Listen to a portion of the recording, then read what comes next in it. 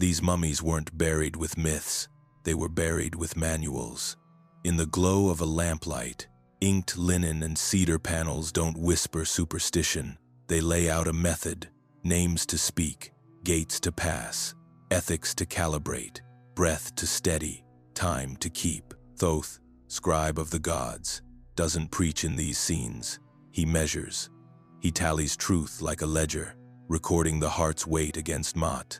This video isn't here to romanticize Egypt. It's here to decode a working system preserved for 2,600 years in coffins, papyri, and temples, language working with ethics, carried by ritual, and reinforced by memory to orient you within an intelligent cosmos.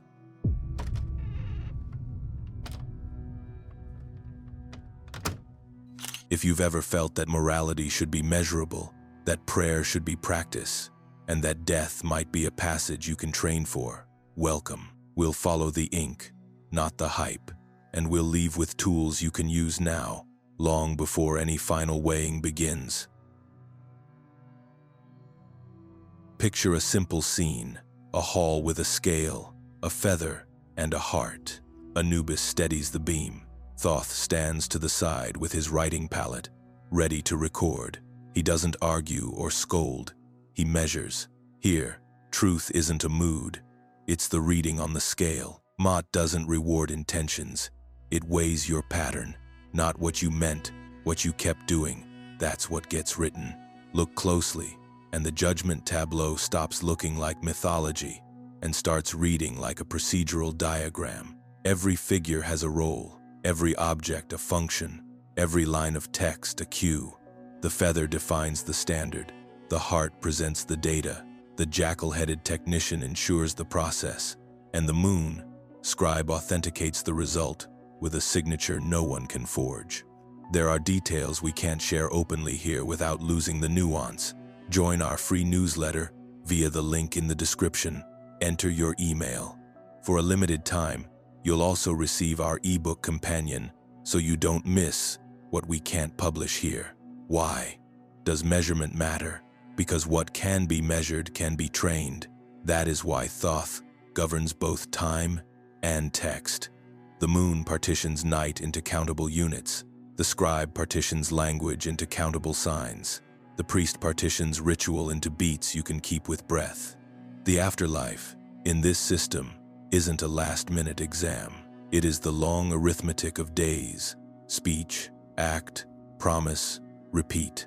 If you want a practice that translates across the threshold, start simple. One true sentence you would sign with your name, spoken aloud at the same time each evening. Keep a small ledger, not to punish yourself, but to see your pattern emerge in ink. Every element on that wall is an instrument. The scale is attention, overloaded with concealed weight. It drops and drags you into noise. Lightened by integrity, it lifts and stabilizes.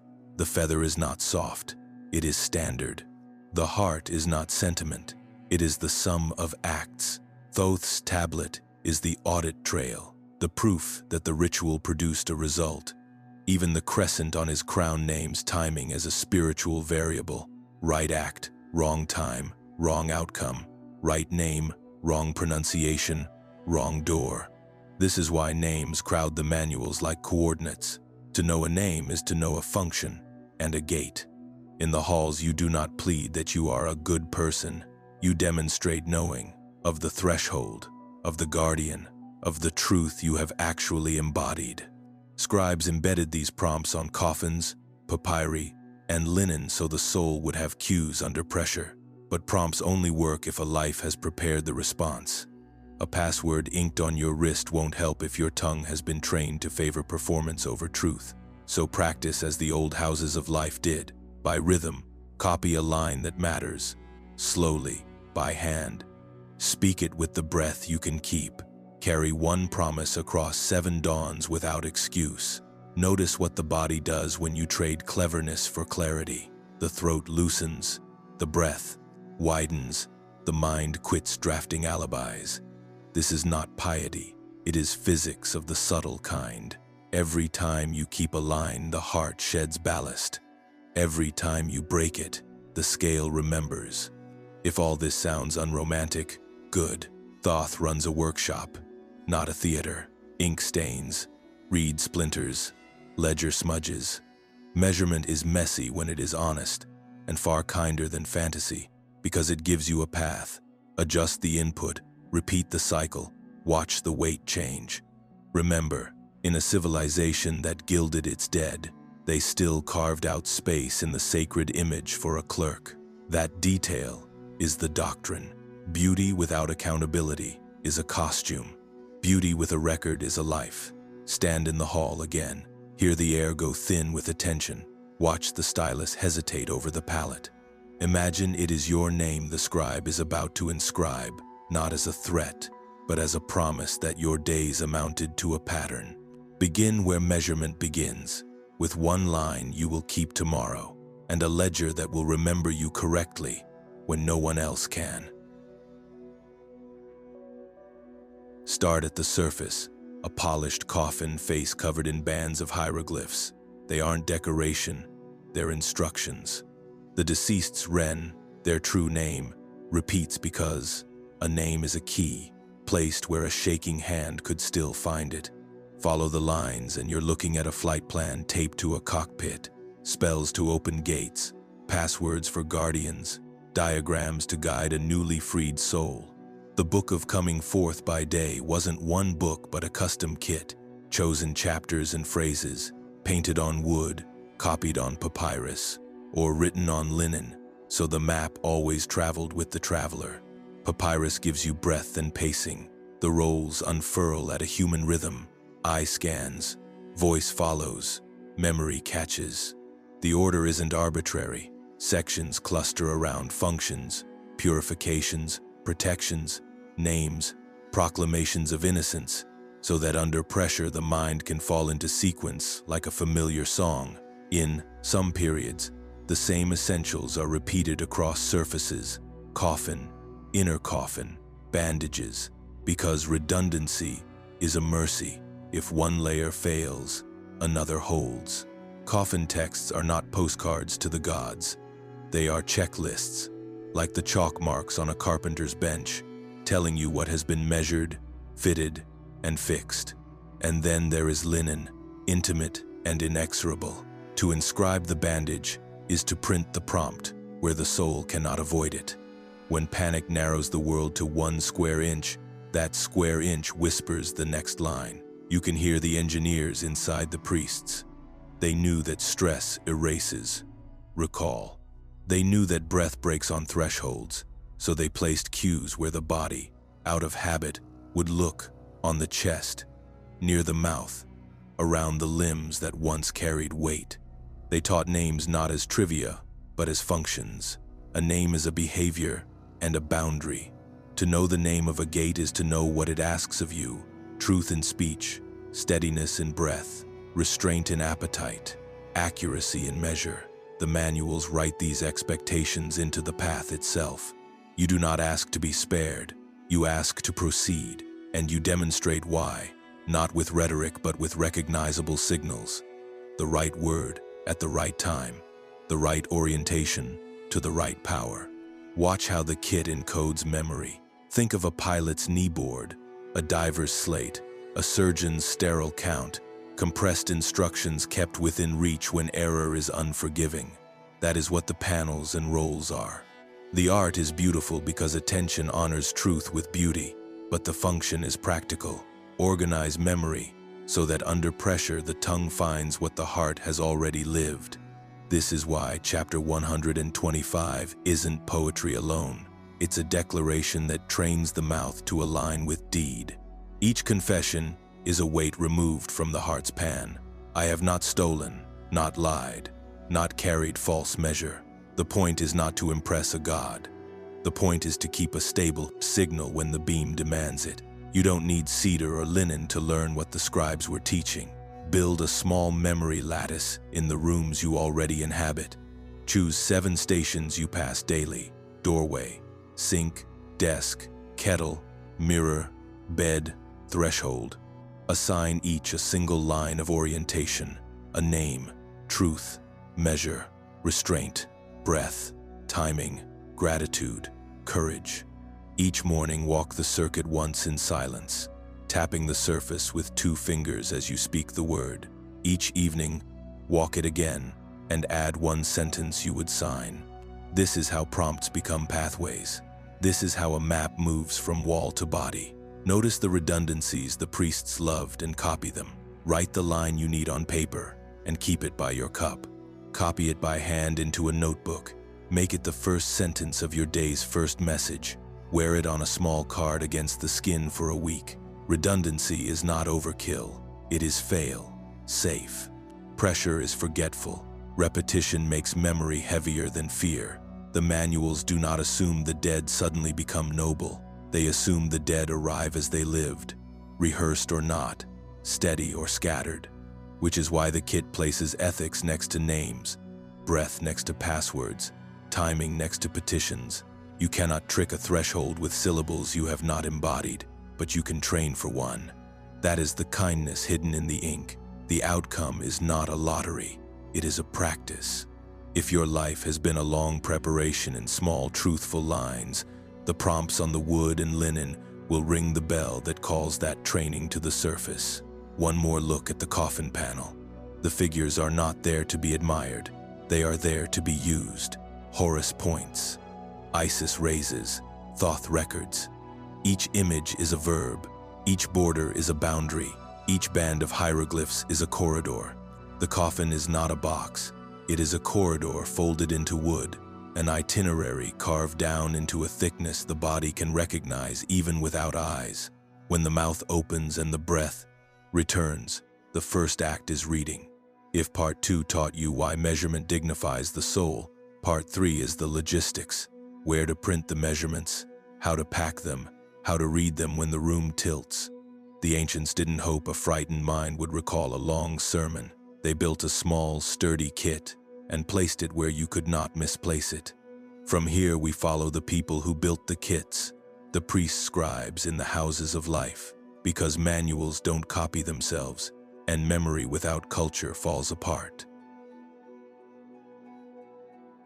Manuals don't copy themselves. Somewhere behind every painted panel and linen line sits a room where breath met ink and silence did the heavy lifting. Picture Hermopolis at dusk, the Perank, the house of life, lit like a ship's cabin, reed pens resting in shallow pallets, water clocks tapping time in the corner. A lector priest murmurs a line. A circle of young scribes repeats it in a clean, even cadence, black for body text, red for headings and warnings. This is not a hobby. It is statecraft for the invisible state. A craft guild charged with nothing less than keeping the dead oriented and the living honest. What did they teach? Not slogans, mechanics. The alphabet comes last. Attention comes first. A novice learns to sit like a metronome, to let the whole back breathe, to lay down a line straight without a ruler, because the hand remembers what the eye repeats. Copying isn't punishment here, it's calibration. To write a god's name with poor breath is a kind of false witness. To write it on time, on measure, with the stroke that belongs to it, that's worship. You begin to see why literacy, in Thoth's house, is ritual technology. The page trains the person who will one day train the page. From Tuna el Gebel to Memphis, the curriculum moves like a tide. Copy, recite, embody. A passage is spoken into your ear until your mouth catches it. Your hand lands behind your mouth until the shapes stop stuttering. Then, the meaning is forced through the narrow gate of one sentence. Yours, not the master's. So that memory becomes understanding, and understanding becomes speech. You rise through titles not by charm but by reliability. The clerk whose measures never drift. The reader whose tone doesn't fray at the edge of midnight.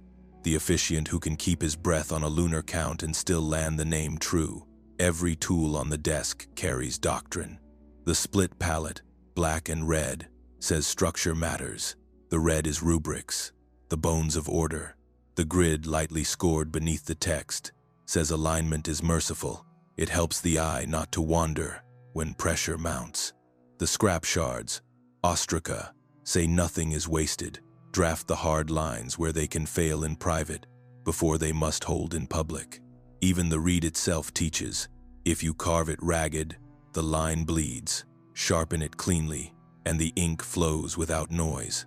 Work like that long enough and you learn what the manuals never say out loud. Ethics and handwriting share a wrist.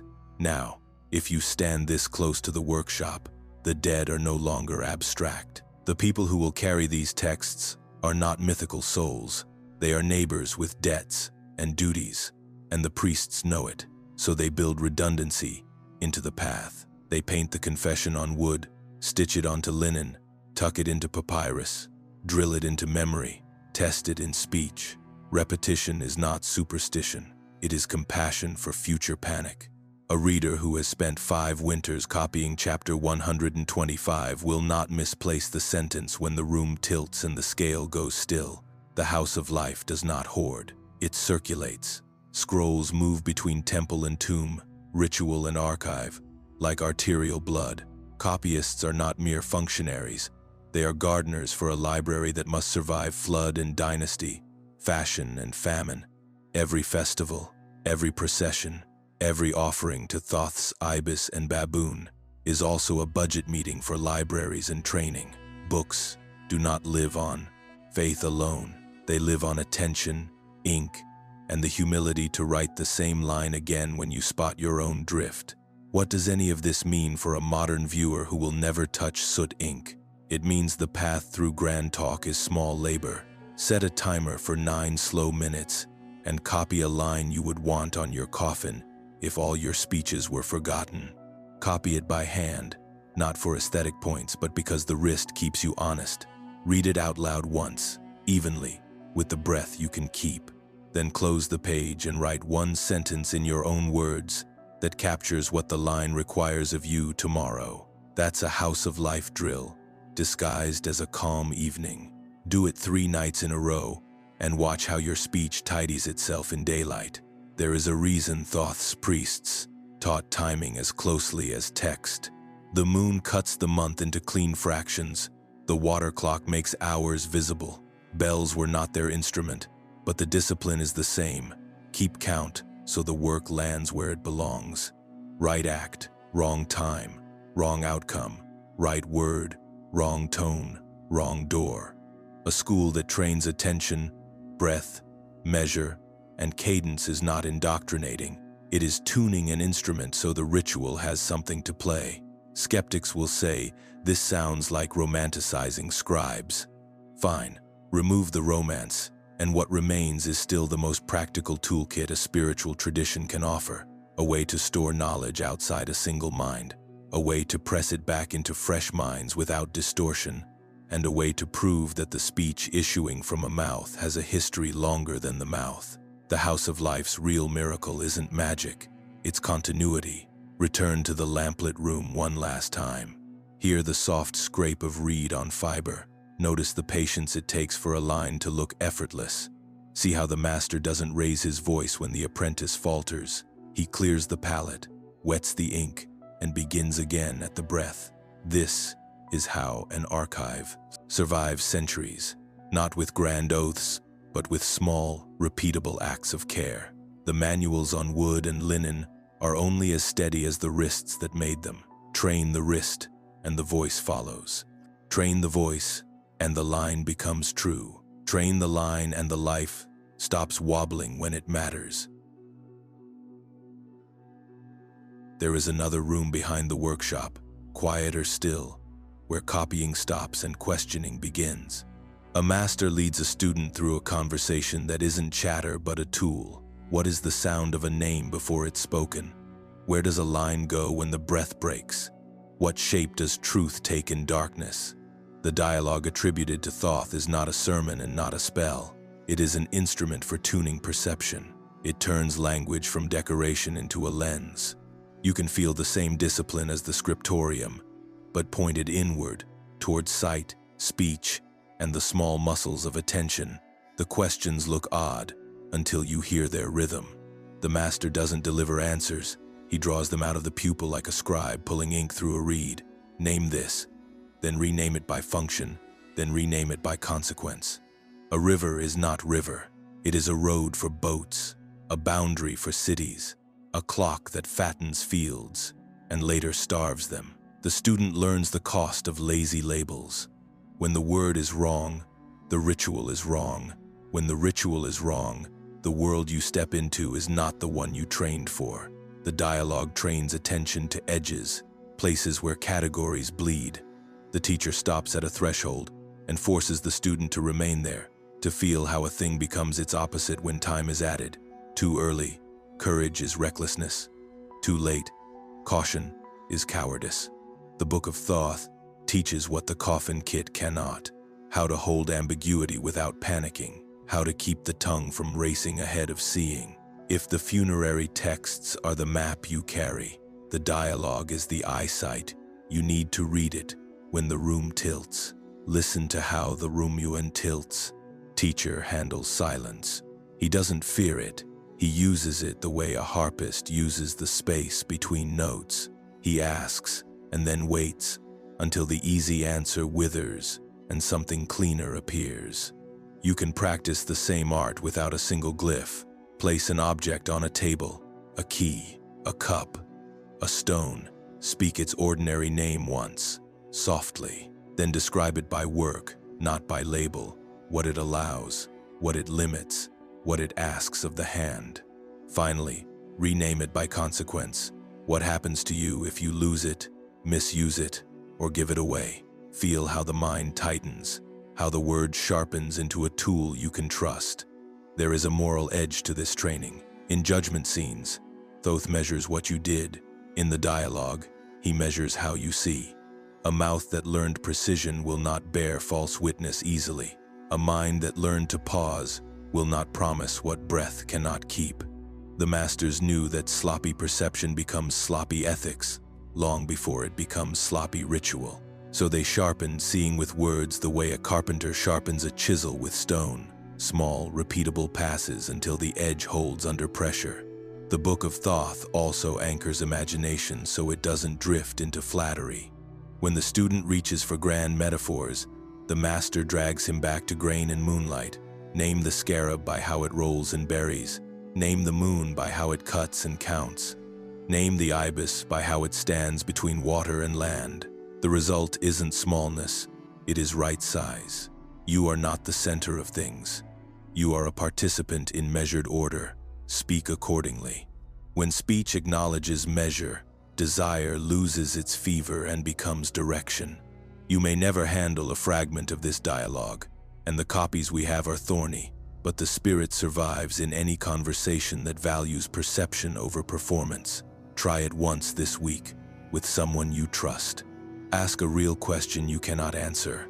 Listen longer than you speak. When you do speak, name what you saw, not what you wished were true. Then rename it by function and by consequence. Watch how quickly the talk leaves gossip and lands on craft, breath, timing, measure, and the small choices that make a life hold its shape. From a distance, this chapter might look like a detour from coffins and linen. It isn't. The two halves depend on each other. The manuals tell you where to go and what to say. The dialogue trains you not to lie to yourself about where you are. Without the manuals, precision becomes sterile. Without the dialogue, manuals become magic tricks. Thoth's house held both, so the living would be honest and the dead would be oriented. Return to the quiet room. The master sets the reed down. The student repeats a line and then stops, not because he is lost, but because he has finally seen enough to be quiet. That silence is not emptiness. It is alignment. It is the moment a word fits its thing and the heart feels it click. Keep that click. It is worth more than a page of eloquence. When words sharpen sight, speech becomes a sacrament, and a sacrament, kept, becomes a path you can walk even when the lights go out. Somewhere between the quiet of the dialogue and the brightness of the ritual, you realize the antagonist has moved inside. It's no longer a faceless, out-there problem, but the reflex that edits your story in real time. The small untruth you tell to save face. The promise you sign with your mouth and bounce with your breath. This is where Maat steps forward, not as a statue with a feather, but as a spec, an engineering standard for a human signal. In judgment scenes, Thoth measures. In life, Maat instructs. Together they say what most traditions hint at, and few state plainly. Ethics isn't decoration, it's calibration. The so-called negative confessions have the tone of prayer, but the logic of a checklist. I have not stolen, I have not lied, I have not set false weights. Hear the rhythm under the words. Each line removes load from the hearts. Pan. Each honesty lightens the beam. Each restraint cuts static from the line you'll have to transmit when the room goes weightless. The point is not to perform purity. The point is to achieve signal stability. A heart that practices truth doesn't wobble when the feather lands. A tongue that practices accuracy doesn't scramble for passwords it has never earned. If you grew up thinking ethics belonged to scolding voices, no wonder the word is tired. In this house, it's physics. Lies are heavy because they require maintenance. You carry the debt in your muscles. False measure drags because reality keeps disagreeing with your report. Envy makes a hiss in the line. Greed adds gravel. Cruelty warps the pitch. The confessions aren't a moral selfie. They're a maintenance log for a complicated instrument. The claim is simple. Keep this list, and when Thoth lifts his stylus, the reading will be clean. Ignore it, and when the audit comes, your own record will bend the beam. You can feel how the priests translated this into daily practice. The same people who built prompts into coffins, built habits into speech. Before you petition a gate, you petition your day. Promise less. Keep it completely. Measure before you claim. Speak only what you are prepared to underwrite with action. When you fail, as all instruments drift, do not drown in guilt. Recalibrate. Confession in this frame is honest logging, not self-harm. The record exists so you can see the line you must correct, not so you can theatrically weep over it while leaving it crooked. Try it as they would have. A Maat ledger so plain you can keep it, even on a sick day. Choose 5 lines that bite because they are close to your current edge. Truth in speech, fair measure in work, restraint in appetite, fidelity in promise, kindness in power. At dusk, draw 5 small squares and score each with a simple mark. Held, failed, or muddled. No eloquence, just an honest reading. The next morning, read the pattern aloud, once in a steady voice, and choose one correction small enough to keep for 24 hours. That is not moral theater. It is instrument care. The feather is a standard. Meet it in small loads before you are asked to meet it in total. Notice how quickly the body responds when the ledger is real. Anxiety lifts an inch when the tongue stops selling futures the hand can't deliver. Breath steadies when envy is met with an act of generosity that nobody sees. The eyes stop scanning for threat when you return the extra you could have kept. It's not because a deity tossed you a treat. It's because the system runs with less friction when you remove sand from its bearings. The ancients wrapped language and ethics around the dead because they knew a life wrapped around careless speech would not hold shape under new conditions.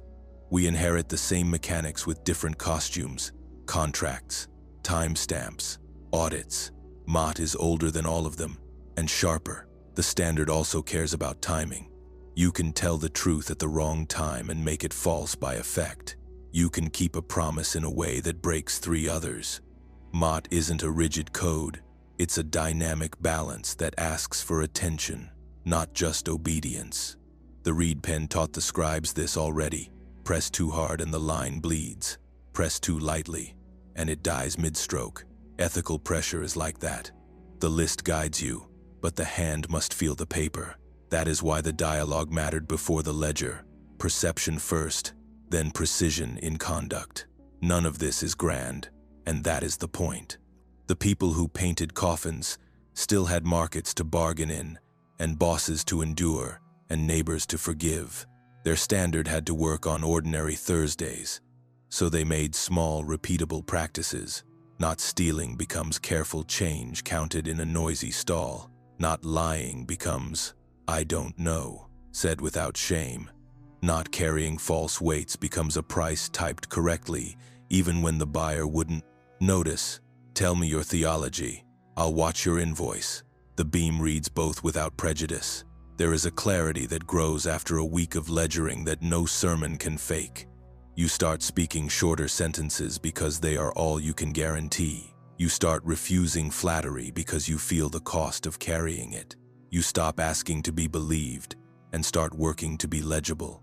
The manuals promise the soul a map. Maat promises the map a traveler who won't throw it in the river at the first hard bend.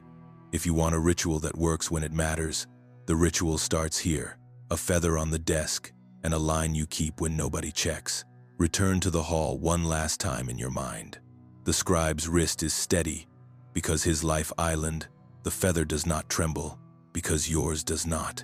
When the heart lifts, it is not because of a loophole. It is because weight was removed one small confession at a time, lived in public before it was declared in private. Ethics is not the enemy of your freedom. It is the condition under which freedom stops eating itself. Make your heart light before the scales do, and when Thoth records, let him find what you already wrote. Begin with the hand, not the halo. After ledger and confession, the work wants a body, something you can touch when nerves make your intentions slippery. That's what the ancients built into their kit. Symbolic hardware, amulets, images, and timings that bind an instruction to matter so the body can find it before the mind panics. Superstition dresses objects in fear. Thoth's house dresses them in function. A heart scarab is not pretty. It is a device placed over the chest, often inscribed to keep the heart from testifying against you when the scale goes still. The point is behavioral. When panic rises, the object cues breath, and breath rescues speech. Hold a scarab in the palm and notice what it makes your breath do. The chest forgets its theater and begins to count. In, out, steady, even. Ritual isn't mystical at this layer. It is pragmatic. A device cues a behavior.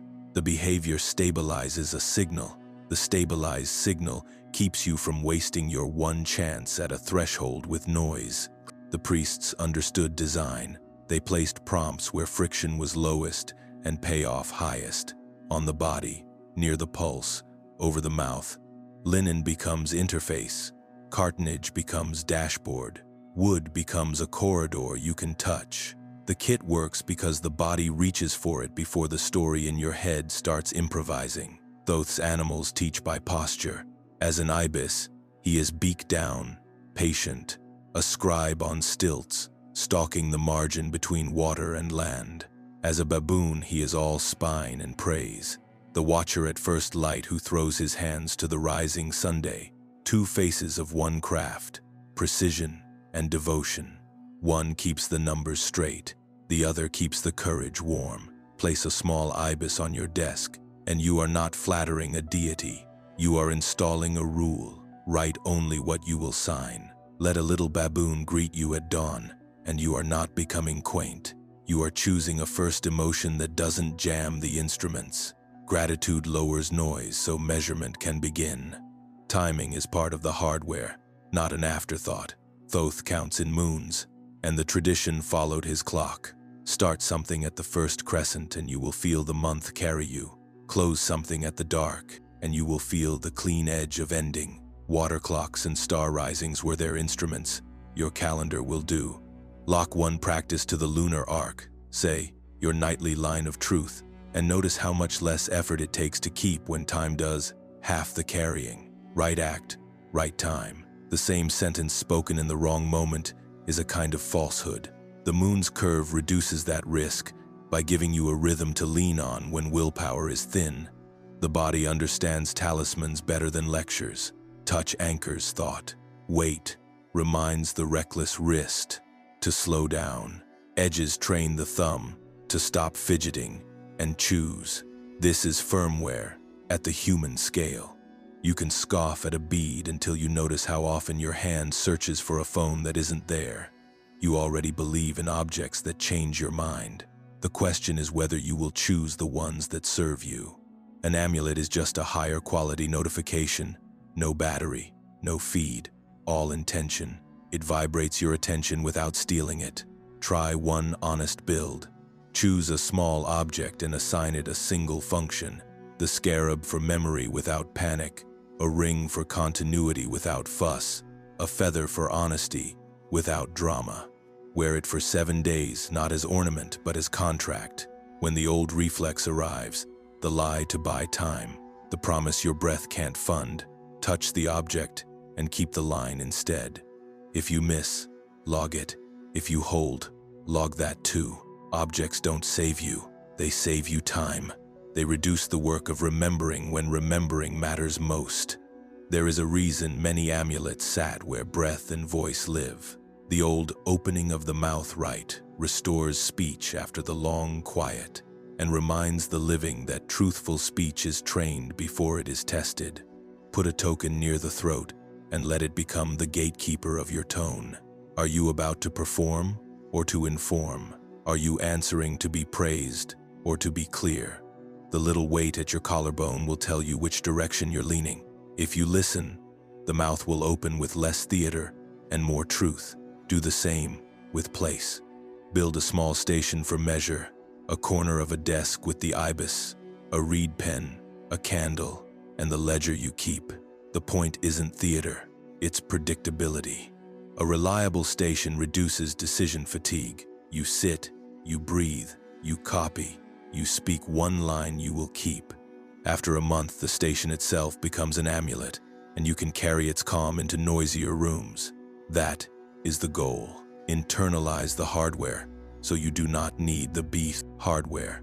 Scarab becomes breath, feather becomes habit, ibis becomes rule. Skeptics will say objects invite fetish.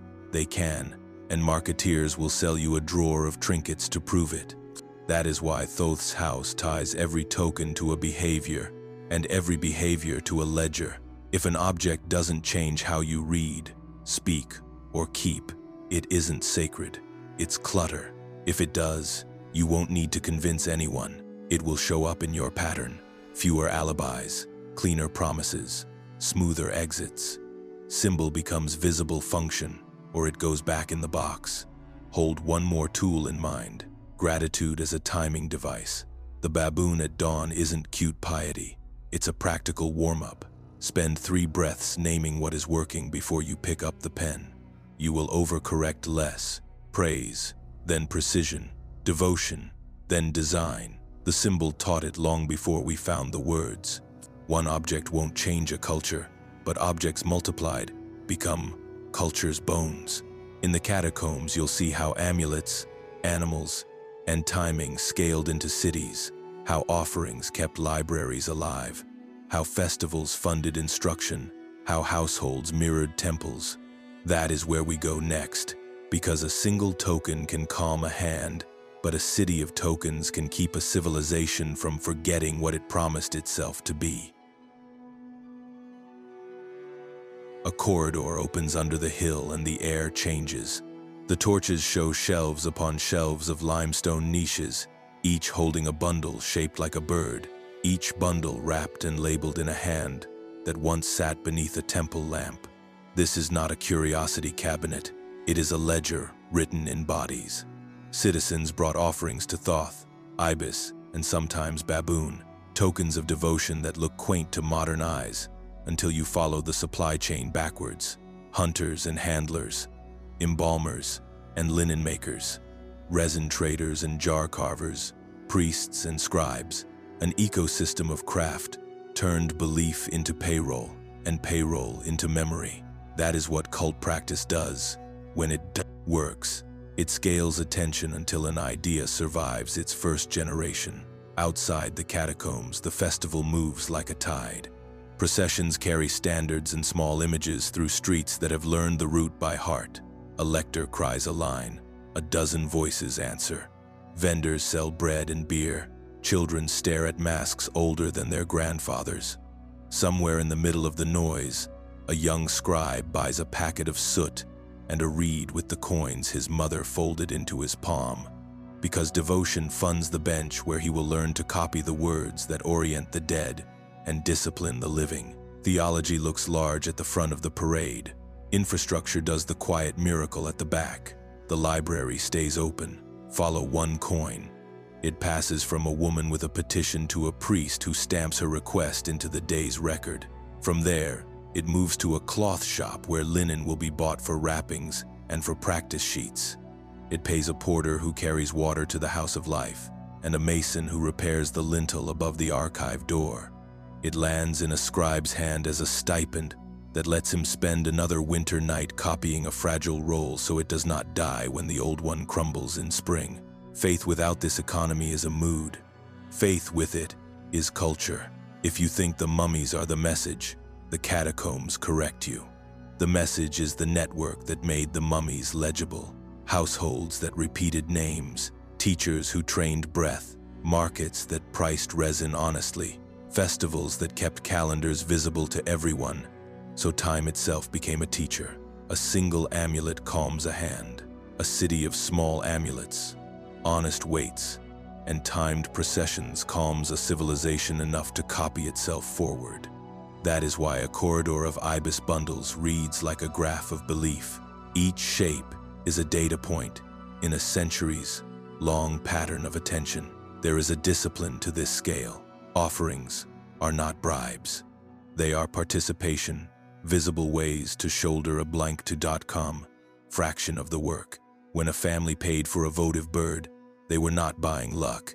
They were underwriting the skills that would one day steady their own speech and guide their own dead. The cult's beauty is not in secrecy, it is in repetition.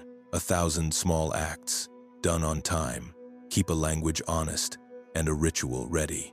The priests knew this and designed accordingly. Public days to renew vows, household altars to keep the heat between festivals, ledgers to count what was promised and whether it arrived. Stand at the mouth of the catacomb and think in utilitarian terms. You are looking at storage for intention. The city decided, together, that certain virtues mattered enough to pay for them. Accuracy in measure, truth in speech, proper timing, right naming. The ibis is both symbol and receipt, a record that someone chose to back the work. And because the work was backed, the tools of orientation, papyri, coffins, linen prompts did not vanish when a drought hit or a petty king liked a different god this decade. Devotion insulated knowledge from fashion.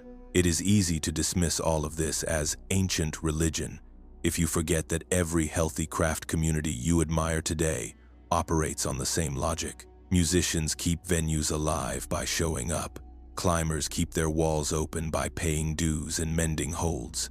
Coders sustain obscure libraries because the world breaks without them. The ancients did the same with consciousness. They founded the tools that would teach breath, ethics, and names to outlive a single mouth. A city that forgets to do this doesn't become secular, it becomes sloppy. And sloppy is the long road to panic when thresholds arrive. So take the cult home without the costume. Mark one night a month, first crescent if you can manage it, and gather 2 or 3 people you trust. Light the room the way a house of life might have. Simple, warm, quiet. Copy a small passage by hand together. Read it in a steady voice. Let silence do 1 round before anyone speaks. Each person names 1 ethical input they intend to keep for 30 days and writes it where they will trip over it daily. Close the hour by allocating 1 simple expense to back the practice. Buy a text to share, print cards for a friend, support a local library, pay for someone's blank notebook, call it whatever you like. You will have built the smallest unit of a temple economy. Attention, speech, vow, and resource pointed at the same place. If that sounds soft, put it under audit.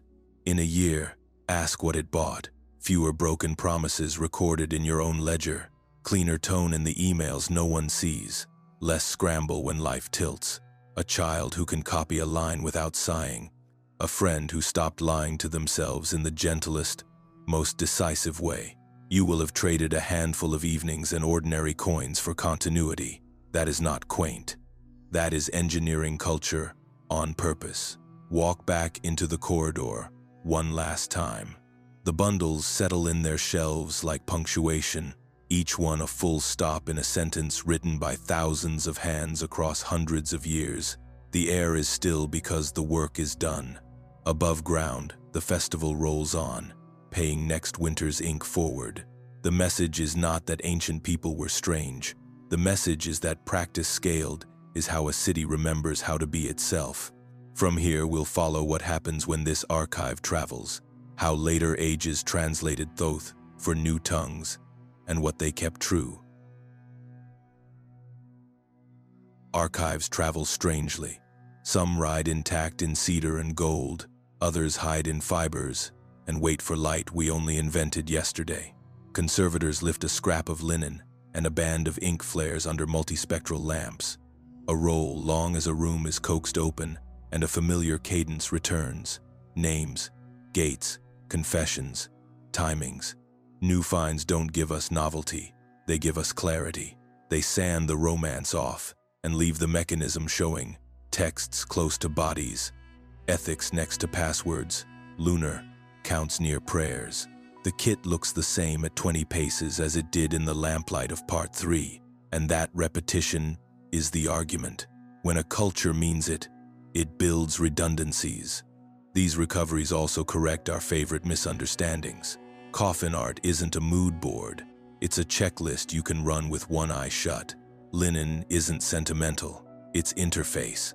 A long papyrus isn't there to be admired, it's there to be used, then mended, then used again. We find glosses in the margins that read like shop floor notes. Say this quietly, pause here, repeat thrice, and suddenly the funeral becomes a practicum. Even the errors teach. A misspelt name on a cheap hand gives away a rush job. A corrected line in red shows a standard enforced. The point is not to prove perfection. The point is to show intention under constraint. Follow the thread forward and the archive changes costume. The Greeks meet Jehuti and call him Hermes. Then Hermes Trismegistus. The room shifts. Coffin kits shrink into treatises.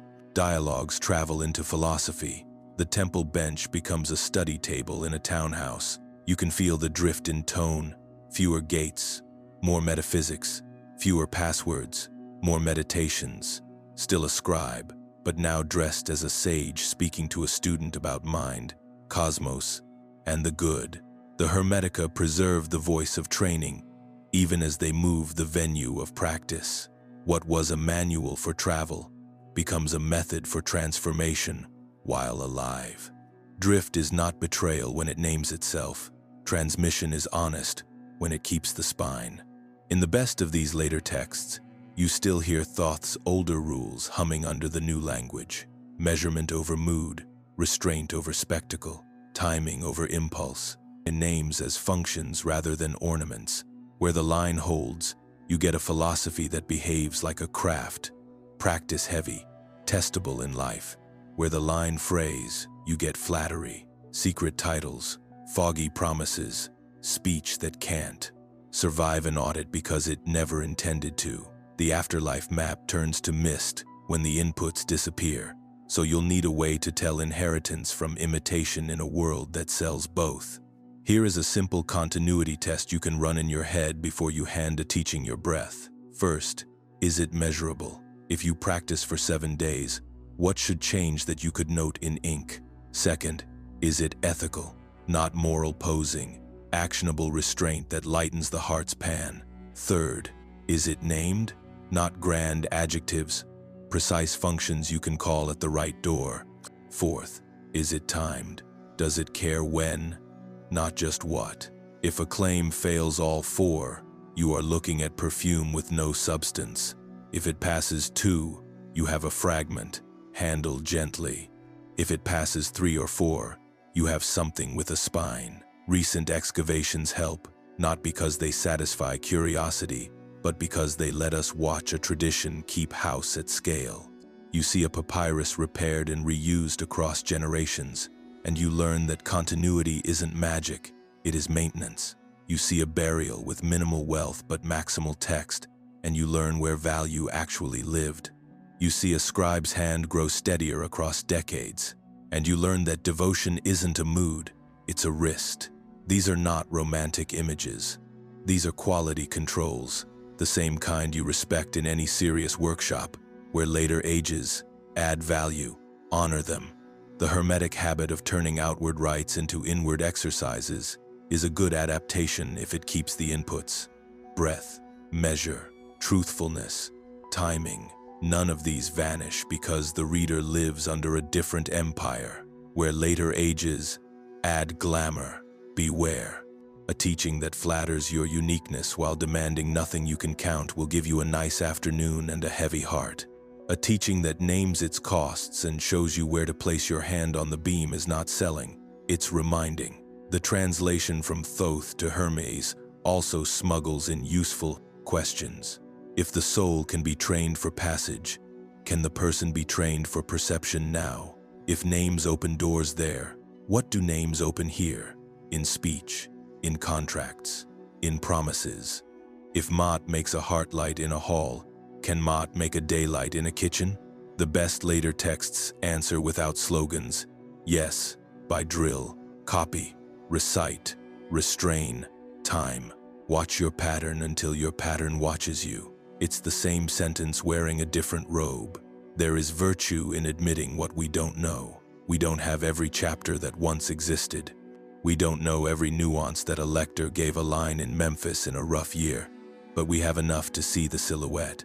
A culture that bet on small practices over glamorous speeches, on libraries over personalities, on timing over tantrums, on measuring what matters rather than performing what flatters.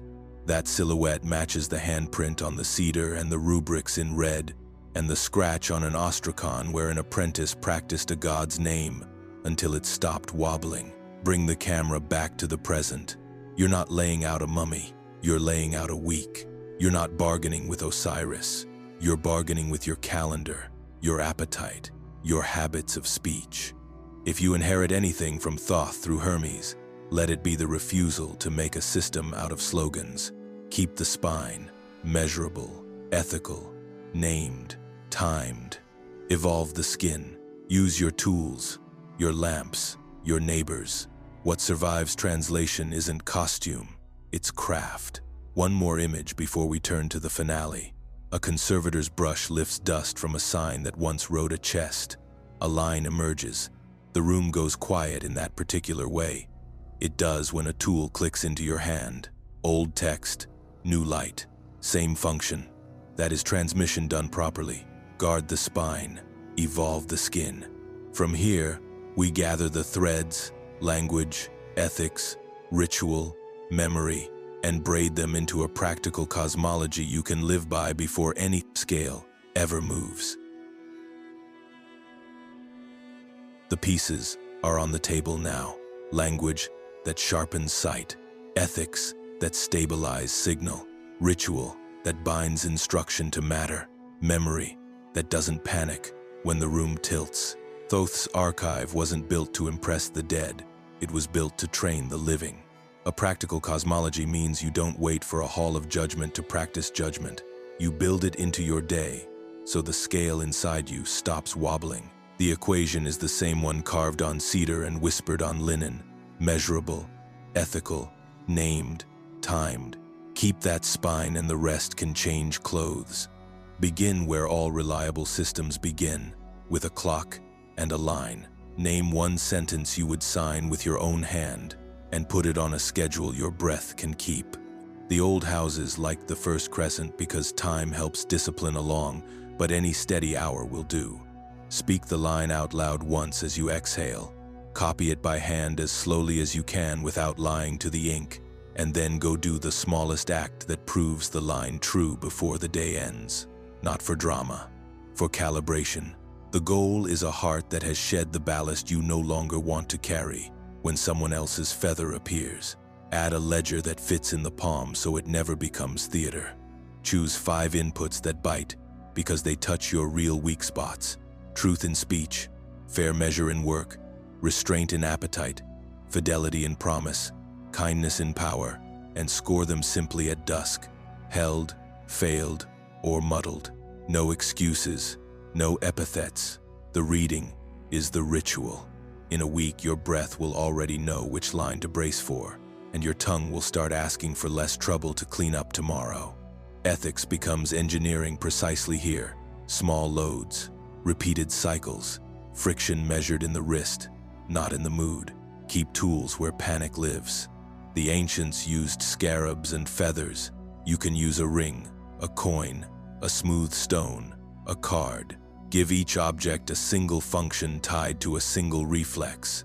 The ring for promise before performance, the coin for honesty at the till, the stone for breath when the meeting turns. If an object doesn't change your behavior, it's clutter. If it does, you won't need to explain it. Your pattern will. Wear one for 7 days, touch it when the reflex arrives, keep the line instead, and log the outcome. This is firmware, not fashion. Scarab becomes breath, feather becomes habit, ibis becomes rule. Train memory, the way the coffin trained the soul, redundantly and close to the body. Build a 7-station circuit in the rooms you already move through: doorway, sink, desk, kettle, mirror, bed, threshold, and assign each a name you need: truth, measure, restraint, breath, timing, gratitude, courage. Tap the surface with 2 fingers as you say the word morning and evening. Then add 1 sentence you would sign beneath each name across the week. The point isn't mystical, it's mechanical. Under pressure, the hand goes where it was taught to go. Teach it. Do not do this alone if you can help it. A single flame is easily starved. A small ring of lamps makes its own weather. Pick 1 night a month, first crescent if you like, and gather 2 or 3 people who are allergic to flattery. Copy a passage together, read it evenly, sit 1 full minute before anyone speaks. Then each person names 1 ethical input they will carry for 30 days and writes it where their hand will trip over it. End by pointing a small resource at continuity.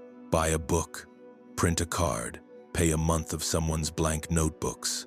Call it a house of life if that amuses you. Call it Tuesday if it doesn't. What you're building is an economy that pays the archive forward. Guard discernment as tightly as devotion. A tradition this old has grown barnacles.